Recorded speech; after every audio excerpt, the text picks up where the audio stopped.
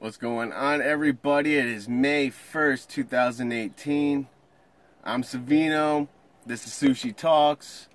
And today is an awesome day. Today is the 6-year anniversary of me taking over Onyx Sound Lab. I've been running the studio since I was 21, and I've learned a lot this past 6 years, so it's been awesome. I worked with a lot of different types of artists and projects, all different genres.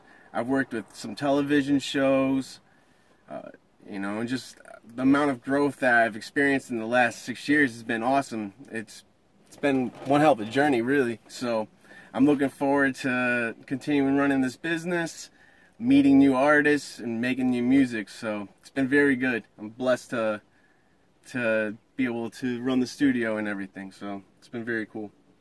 So what we're going to be talking about today is how to know when your song is master ready, when it's ready to be sent out for mastering. So the first thing is the composition's it should have a groove. Alright, so it doesn't matter what kind of music it is. It could be rock music, it could be hip hop music, it could be dance music, classical music. There should be some type of groove, some type of rhythm. Now, obviously there's rhythm, but I'm talking about something a little bit more specific.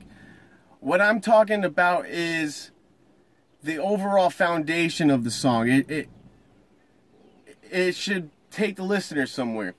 The groove, either if it's a constant groove, a lot of funk music, for instance, the drums are very repetitive, but the music might be doing most of create the vibe of it, while the rhythm itself stays constant. And I find something really unique about that while I'm on the subject. I find that when you have more constant drums, with slight variations here and there, but the rhythm section doesn't really switch up too much, whether it's the chorus, the verse, it kind of just starts to do its own thing.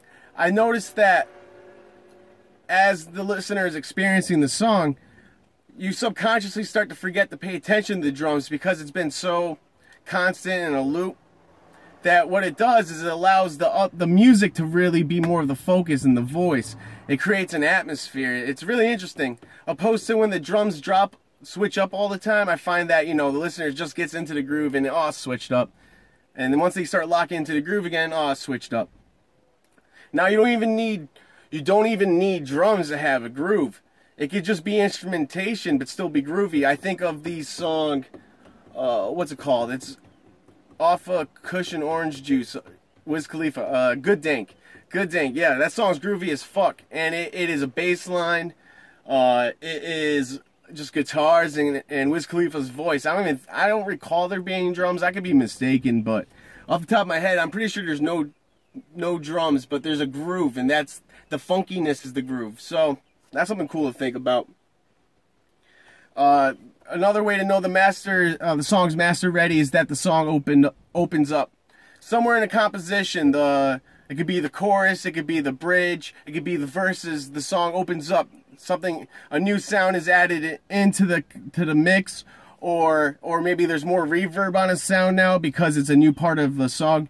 But it shouldn't just be so static. It shouldn't just be so, flatline. You should be able to have those moments where the mix opens up. Maybe the panning, it's the ad-libs. Maybe you pan the ad-libs right and left, or the way you do the doubles, you pan the doubles far left and far right to create a big sound. Maybe it's the way you use the drums. Maybe on the chorus there's more layered drums that happen, and you use those to be spread out farther in the stereo mix. That creates a bigger atmosphere. The mix is balanced sonically, so the voltage isn't going crazy. It's not all on the left side of the mix, and compared to the right, there's not much voltage happening. You want it to be relatively balanced from the left speaker to the right speaker. You achieve that with volume, with the way that you use plugins and the gain staging. So that's some cool stuff to think about. And perhaps you want the unbalanced mix. There's nothing wrong with that, but it's nice in songs. I find that when they have more of a steady voltage, the the song sounds tighter, it sounds cleaner. And then you can add those moments of unbalanced in the mix to create tension and create emotion and vibe. So that's some cool stuff to think about. The verse is distinguished from the chorus. So whether the way you use EQ, the way you use plugins, reverb, anything like that, the way you use effects, maybe it's the way you recorded it, you adjusted the pre-gain on your amp, and that would drive the tone to be a little bit warmer or something, you know? Anything like that to distinguish the verse from the chorus. That way the song feels more complete. It feels like something's happening. Another way to know that the mix is master ready is every sound occupies its own space. Whether you're using EQ, or reverb, compression. One way I like to imagine it is behind each sound that's playing, I like to picture there's like using my imagination, I like to envision that there's some type of wall. And if I feel like the sound isn't necessarily casting a shadow on the wall, then I need to work on it more. Meaning that it sounds two-dimensional. I need a three-dimensional sound. So that shadow would be kind of creating it. Now that's all in my head, you know, I'm imagining that. But that's one way I find that helps me with getting placement in the mix, making sure every sound occupies its own space. And that could be from panning as well, volume, depth, far back, opposed to being really up close and centered. The louder, in digital music, the loudest sound will be the cleanest sound. It will be the clearest sound, and it will sound the closest to the listener. So keep that in mind for depth. Another way to know that you have a good mix, as well as that it's master ready, is that the engineer, if you're mixing it yourself or you have an engineer mixing it, that they captured and preserved the texture of the song, the color of the song. So, meaning they didn't EQ too much and just cut out everything, and everything just sounds really thin. Everything sounds kind of grainy, fuzzy, you know, and not fuzzy, not in a good way. You know, there's fuzzy bass and fuzzy distortion. That's not what I'm talking about. I'm talking about it just sounds meek. It doesn't sound like it has a lot of texture, a lot of character to it. You know, texture meaning the acoustic guitars really, you could really hear the ringing of the guitar strings. You can hear the plucking of the guitar pick on the strings. You can hear if it's acoustic, you can hear the fingers doing the hammer-ons, pull-off, anything like that. And that goes for any sound. If it's a sample, you captured the most important characteristics of that sound you like, but you kept the detail of it. You didn't cut out too much, or you didn't just completely camouflage it unintentionally with reverb. Those types of mixes tend to sound amateurish. Another great way to know is that your song has a vibe.